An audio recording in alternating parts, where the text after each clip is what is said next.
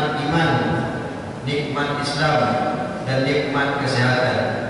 Dengan nikmat kesehatan bisa datang ke Masjid Munawwarah yang kita cintai ini, dan nikmat kesehatan juga kita bisa melaksanakan saum Ramadan pada hari yang ke-14 ini. Kemudian dengan nikmat iman ini yang menguatkan kita untuk tetap bertakwa kepada Allah Subhanahu wa taala. Selawat beserta salam jangan lupa kita sampaikan kepada junjungan Allah Nabi besar Muhammad sallallahu alaihi wasallam. Allahumma shalli ala Muhammad wa ala ali Muhammad.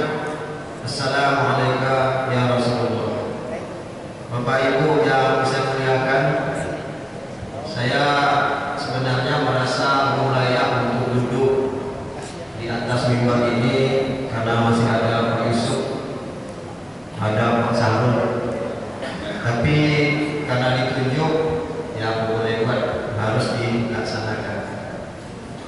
Bapak Ibu yang saya muliakan, yang akan saya sampaikan ini mungkin tidak ada yang baru, karena memang agama kita tidak baru. Tapi hanya sekedar mengingatkan kembali, mungkin kita sudah lupa, dan saya coba untuk mengingatkan kembali. Bapak Ibu, ada dua jenis dosa yang kita lakukan. Yang pertama, dosa kepada Allah. Yang kedua, dosa kepada sesama. Untuk dosa kepada Allah itu dengan minta ampun kepada Allah, selesailah dosa itu. Tetapi dosa kepada manusia itu tidak cukup hanya dengan minta ampun, tetapi juga harus diikuti keridhaan atau kemaafan dari orang yang kita zalimi atau kita sakiti. Banyak bentuk dosa yang bisa kita lakukan kepada sesama manusia, tapi ada di antaranya 3 dosa yang kita lakukan kepada sesama muslim tanpa bertemu dengan orang itu, tanpa berbicara dengan orang itu, bahkan tanpa menyentuh orang itu, tapi kita melakukan dosa kepada mereka. Dosa apakah itu? Ini tercantum dalam Al-Quran surat Al-Hujurat ayat 12. Yang pertama, di dalam ayat ini dikatakan dosa pertama itu adalah berburuk sangka, seuzon. Allah berfirman, hai orang-orang yang beriman, jauhilah kebanyakan prasangka, kecurigaan, karena sebagian dari prasangka itu adalah dosa. Yang lahir dari prasangka, dari berburuk sangka ini adalah isu, fitnah, dan segala macam. Fitnah itu seperti multi level marketing, dari 1 menjadi 2, 2 bukan menjadi 3, tapi 2 menjadi 4, 4 menjadi 8, dan begitulah seterusnya. Apalagi dengan kondisi dunia yang serba modern sekarang, sangat mudah fitnah itu menyebar melalui media sosial. Itu yang pertama. Yang kedua, masih dalam ayat yang sama Allah mengatakan, yaitu mencari-cari kesalahan orang. Ya. Allah mengatakan, dan janganlah mencari-cari keburukan atau kesalahan orang. Ini adalah dosa yang kedua. Untuk mencari kesalahan orang, tak perlu kita ketemu dengan dia, tak perlu kita bicara dengan dia, ya tak perlu juga memegang dia untuk mencari kesalahan orang. Ya. Apa penyebabnya? Nah, ini berkaitan penyebabnya dengan penyakit hati, bisa iri, bisa dengki, bisa benci, bisa dendam, dan lain-lain. Ya. Yang lahir dari mencari kesalahan orang itu sama dengan yang pertama, bisa juga melahirkan isu, bisa juga melahirkan fitnah.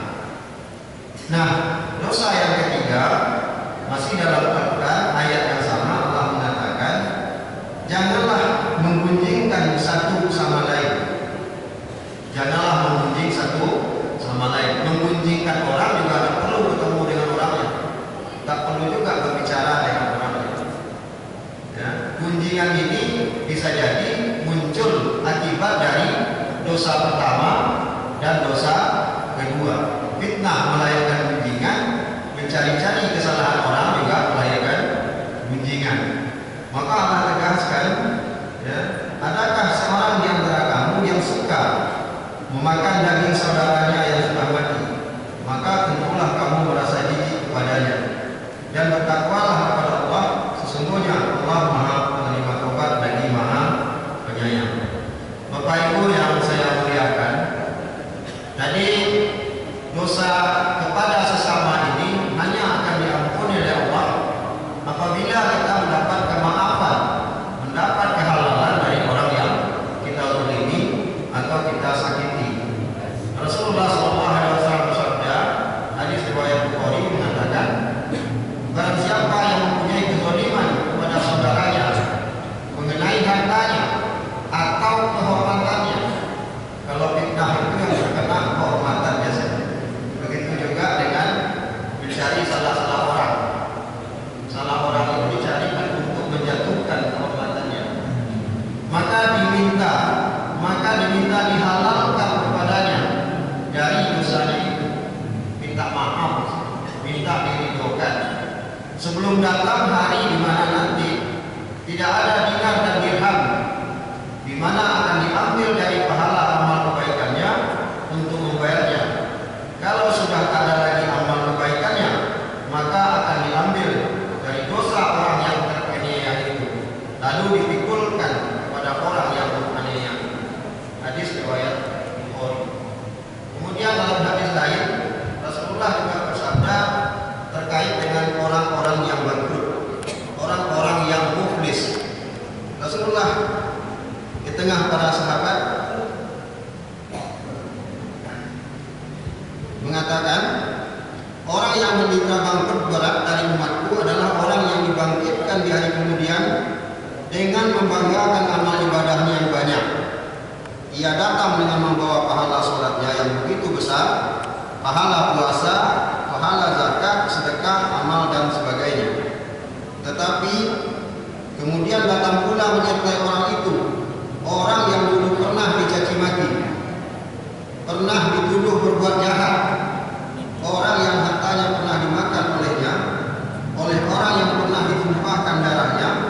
Semua mereka yang teraniaya orang tersebut dibagikan amal-amal kebaikannya sehingga amal kebaikannya habis. Setelah amal kebaikannya habis, maka diambillah dosa dan kesalahan dari orang-orang yang pernah dianiaya, kemudian dilemparkan kepadanya, kemudian dicampakkan orang itu ke dalam api neraka. Nauzubillah min dzalik. Bapak Ibu yang saya muliakan, kita di lingkungan kampus ini selalu berinteraksi sesama manusia. Mungkin akan beda kalau kita bekerja di perusahaan. Yang kita hadapi adalah meja, adalah kertas, adalah komputer. Jadi oleh karena itu, marilah kita berhati-hati supaya kita tidak jatuh kepada tiga dosa ini. Dosa ini tidak kita sadari, ya, tidak kita sadari. Oleh karena itu, sering-seringlah kita meminta maaf dan sering-seringlah memberi maaf. Kenapa sering memberi maaf? Karena maaf orang lain juga kita perlukan agar kita selamat dunia dan akhirat. Billahi taufiq wa hidayah. Wassalamualaikum warahmatullahi wabarakatuh.